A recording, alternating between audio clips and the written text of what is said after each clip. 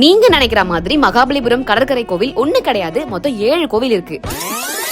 1300 வருஷத்துக்கு முன்னாடி, அதாவது 7ஆம் நூற்றாண்டுகள்ல 2ஆம் நரசிம்ம பல்லவரால கட்டப்பட்டதா இந்த கடற்கரை கோவில். இந்த கோவில்ல சிவன் மற்றும் விஷ்ணு தான் மூலவரா தோற்றமளிச்சிருக்காங்க.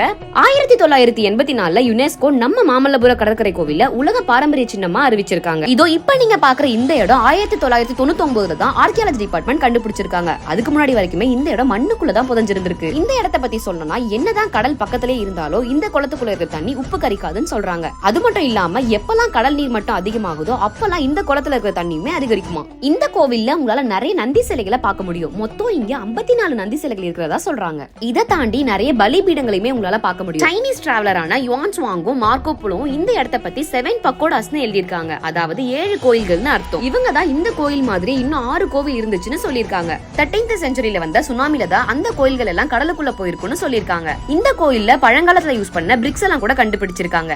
எந்த ஒரு அறிவியல் தொழில்நுட்பமே இல்லாத அந்த காலகட்டத்தில் இப்படிப்பட்ட கட்டுமானத்தை உருவாக்குறது அவ்வளவு ஈஸி இல்ல. சோ இது எல்லாத்தையுமே நம்ம பாதுகாத்து வச்சுக்கணும். அடுத்த வீடியோல மாமல்லபுரம்ல நான் வேற எங்கெல்லாம் எக்ஸ்ப்ளோர் பண்ணேன்னு பார்க்கலாம். அந்த வீடியோ பார்க்க நம்ம பேஜை ஃபாலோ பண்ணிக்கோங்க.